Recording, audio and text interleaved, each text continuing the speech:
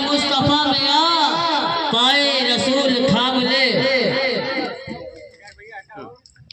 آئیے جو میں نے آیت کریمہ کی تلاوت کا شرف حاصل کیا اس کا ترجمہ بیان کرنے سے قبل سب سے پہلے آقا نامدار مدنی تاجدار دونوں عالم کے مالک و مختار جناب احمد مجتبیٰ محمد مصطفیٰ روح فدا صلی اللہ علیہ وسلم کی بارگاہ بے کسبر ہمیں جھوم جھوم کر درود شریف کا نذرانے عقیدت پیش کر بابا بھی بلند پڑھے۔ اللہم صلی علی سیدنا و مولانا محمد بارک وسلم صلاۃ و سلام علیکہ حبیبی یا رسول اللہ صلی اللہ تعالی علیہ وسلم۔ اگر اجازت ہو تو دو تین سے مجھ سے بھی سماعت فرما لیں، میری عادت ہے اس وجہ سے میں پڑھ رہا ہوں۔ اور یہ سال ثواب کی نیت سے محفل سجائی گئی ہے تو اسی کے حوالے سے دو تین سے سماعت فرما لیں۔ یہ آرزو نہیں کہ دعائیں ہزار دو، یہ کون کہہ رہا ہے؟ عاشق رسول کہہ رہا ہے۔ شیر سماعت فرمائے، یہ آرزو نہیں کہ دعائیں ہزار دو، دعائیں ہزار دو، پڑھ کے نبی کی نعت لحد میں اتار دو، لحد میں اتار دو۔ لحد کا مطلب آپ لوگ سمجھتے ہیں؟ قبر میں اتار دو۔ یہ کون کہہ رہا؟ عاشق رسول جو دنیا سے جا رہا ہو کہہ رہا، جس کے دل میں اس کے نبی ہے وہ یہ پکار کر کے کہہ رہا ہے، یہ آرزو نہیں کہ دعائیں ہزار دو، پڑھ کے نبی کی نعت لحد میں اتار دو، لحد میں اتار دو۔ اور آگے سے سوال فرمائے، دیکھا بھی ابھی ہے نظر نے جمال یار، جمال یار، دیکھا بھی ابھی ہے نظر نے جمال یار، اے موت مجھ کو تھوڑی سی مہلت ادھار دے، اے موت مجھ کو تھوڑی سی مہلت ادھار دے، ادھار دے۔ جو انسان دنیا سے جاتا ہے اس سے پوچھو کتنی گرمی اور کتنی تفیس ہوتی ہے، جاگنے کا وقت کتنا بھیانک ہوتا ہے۔ سے سماعت فرمائے، سنتے ہیں جاگنے کا لمحہ بہت کٹھن، لمحہ بہت کٹھن، سنتے ہیں جاگنے کا لمحہ بہت کٹھن، لے کر نبی کا نام یہ لمحہ گزار دو، یہ لمحہ گزار دو۔ اچھا لگ رہا ہے نا؟ نہ لگ رہا ہو تو پھر بدل دے۔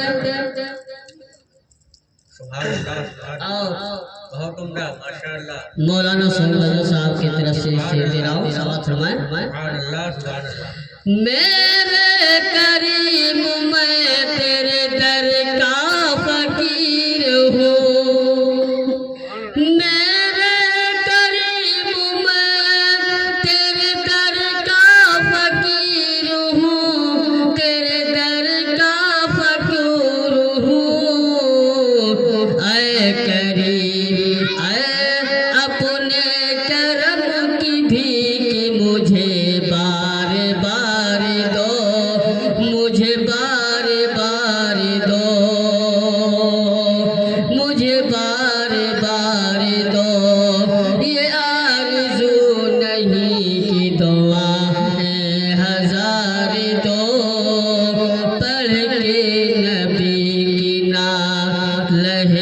میں اتار دو. ٹائم بہت کم ہے اس لیے نعت پڑھتا ہوں.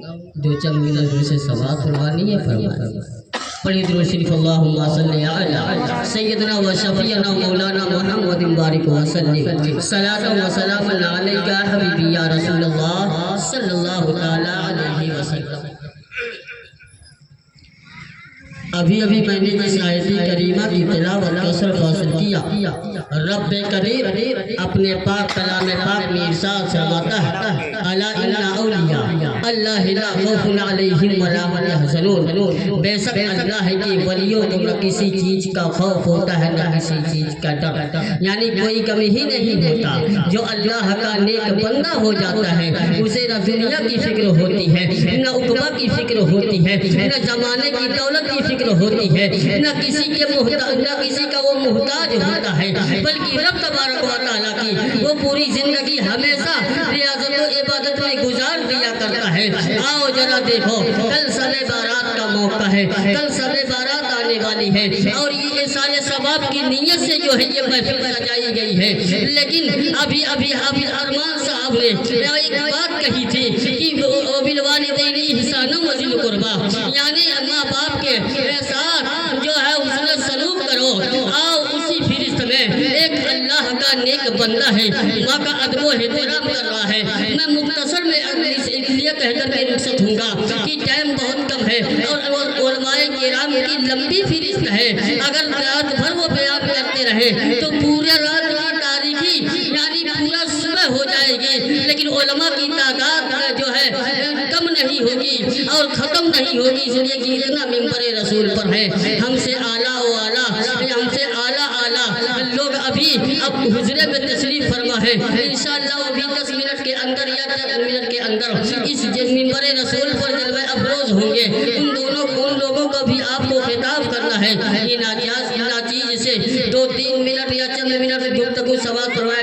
پڑھیے درود شریف. اللہم صلی علی سیدنا و شفیعنا مولانا محمد بارک وسلم. صلاۃ و سلام علیک حبیبی یا رسول اللہ صلی اللہ تعالی علیہ وسلم. وبالوالدین احسانا وذی القربی والیتام والمساکین، یعنی جو ہے ماں باپ اپنے والدین کے ساتھ حسن و سلوک کرو. لیکن آؤ جب ماں کے ادب و احترام کرو گے، حسن و سلوک کرو گے تو کیا ہوگا؟ آؤ ذرا دیکھو، کل شب بارات کی رات ہے اور کل کس کی نظر و نیاز ہم دیتے ہیں اور کس سے وہ جو ہے رات منتخب کی گئی ہے، کس کی یاد میں ہم شب بارات مناتے ہیں. دیکھو سب سے پہلے تو نام آتا ہے حضرت اویس کرنی رضی اللہ تعالی عنہ کا. اس کے بعد پھر مرحومین کے نام ہم نظر و نیاز پیش کرتے ہیں. اسی کا نام ہے شب بارات. وہ مبارک رات ہے جس کو پاک پروردگار عالم نے اپنی رحمت سے اپنے بندوں کے لیے مخصوص رات بنائی ہے. آؤ ذرا دیکھو اس خدا بندے کریم کا کتنا کرم ہے، کتنا رحم ہے ہم سب پر، اس کا کتنا احسان عظیم ہے کہ ہمیں ہر نعمتوں سے نوازا ہے. ہمیں 2 پیر دیا ہے، ہمیں 2 ہاتھ دیے ہیں، ہمیں سب کچھ عطا کیا ہے پاک پروردگار عالم. مگر ہمیں کچھ ایسی راتیں بھی دی ہے کہ اگر ہم گناہ کر لیں تو اس رات میں آ کر کے اپنے گناہوں کی معافی طلب کریں تو پاک پروردگار عالم گناہوں کو معاف کر دیتا ہے. اور کس کو اپنی زندگی کی جو ہے اپنی زندگی کی گناہوں کو معاف کروانا ہے رب تبارک و تعالیٰ معاف کر دیتا ہے. آؤ ذرا دیکھو اللہ کے رسول صلی اللہ تعالی علیہ وسلم جو ہے 15ویں رات ہے. حضرت خدیجہ رضی اللہ تعالی عنہ ارشاد فرماتی ہیں کہ میں جو ہے میں بستر پر حاضر تھے اور میرے آقا یعنی جناب محمد رسول اللہ صلی اللہ تعالی علیہ وسلم حجرے میں قدم رکھا اور رکھنے کے بعد واپس چلے گئے. میں جو ہے اس کے پیچھے دوڑی اور دوڑنے کے بعد جا کر کے دیکھا تو کیا دیکھا کہ میرے آقا کہیں اور نہیں بلکہ جنت البقیع میں گئے ہیں اور اپنے امت محمدیہ کے لیے مغفرت کی دعا کر رہے ہیں. یہ کوئی اور ہوتا جو اپنے اہل و عیال کے لیے دعا کرتا، لیکن وہ رحمت للعالمین ہے، وہ جو جہاں کے مالک و مختار ہے. وہ جا کر کے جب دعا کرتے ہیں تو کہتے ہیں الہ العالمین میری گنہگار امت کو بخش دے، میری گنہگار امت کو میرے حوالے فرما دے. وہ रहमतुल लिल आलमीन है, उन्हीं का चहेता, उन्हीं का लकड़े जिगर, उन्हीं का एक आशिक रसूल हजरत अवैस करनी है। इतना अवैस करनी है जिसका नाम मर्तबा इतना अफजल आला है। और कैसे अफजल आला है, कैसे अफजल आला, कैसे मर्तबा उनका बढ़ गया, ये जरा समाज फरमाएं, बात लंबी हो जाएगी। मैं मुख्तसर में कह दूं, हजरत अवैस करनी रज़ी अल्लाह तआला अन्हु की एक वालिदा और फिर उसी मौजूद वालिदा, उनके वालिद का इंतकाल हो गया। अब उनके घर में सिर्फ उनकी माँ थी। वो माँ की अपने खिदमत करते थे। इधर रसूल आज़म का इश्क उनके दिल में था, इधर माँ की ममता, उधर इसके रसूल जो है तड़पाए जा रहा था। एक मर्तबा अपनी वालिदा से अर्ज किया, अम्मी जान, मैं आका की ज़ियारत करने के लिए मदीना जाना चाहता हूँ। अपने दौलत कदे से मैं मदीना जाना चाहता हूँ। माँ ने इजाजत दिया, बेटा जा, सुबह को जा, शाम सूरज ढलने से पहले घर पर आ जा। अब इधर माँ की ये इजाजत है कि बेटा सुबह जा और शाम तक वापस आ जा। आज तो ऐसे है कि माँ कहती है बेटा फला जगह मत जा, क्यों रोकती हो? तुम्हें रोकने की इजाजत किसने दी है? ये एक नौजवान का हाल है।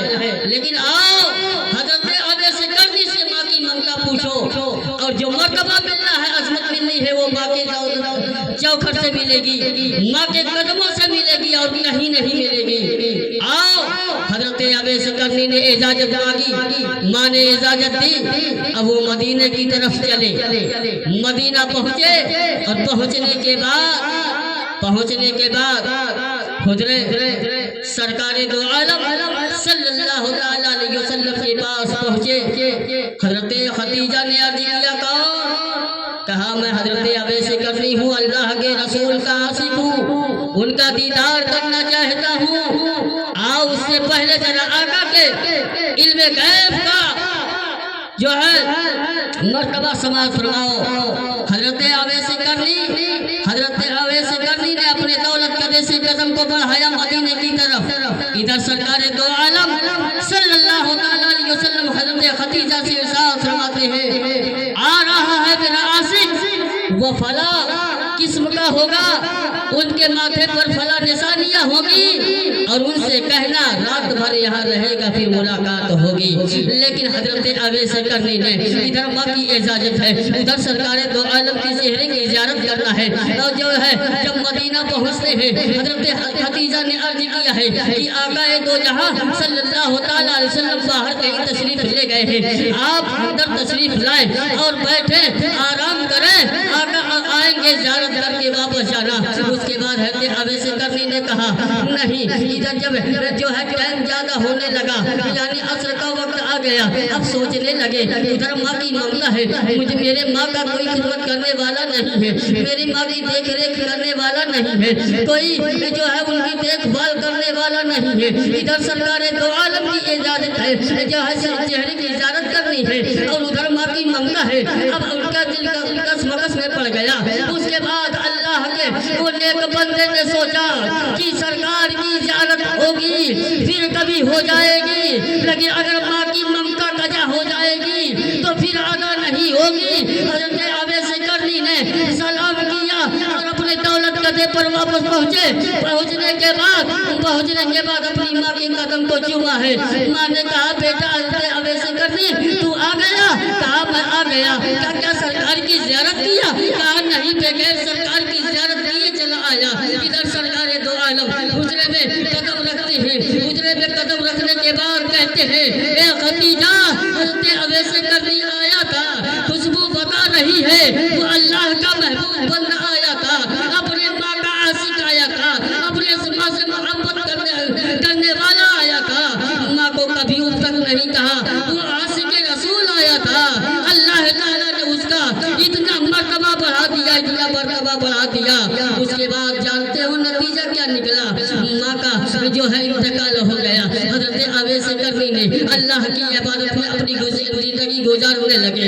ادھر سرکار دو عالم صلی اللہ تعالی علیہ وسلم پہ پردہ کرنے کا وقت آ گیا۔ حضرت صدیق اکبر کو بلایا، حضرت فاروق اعظم کو بلایا، حضرت عثمان غنی کو بلایا، حضرت جو ہے مولا علی کو بلایا، اور بلانے کے بعد کہا یہ میرا جبہ، یہ امامہ، یہ میرا عصا، یہ میرا جلالین پاک، یہ سب لے لو۔ حضرت اویس قرنی کو تحفے میں دے کر آنا۔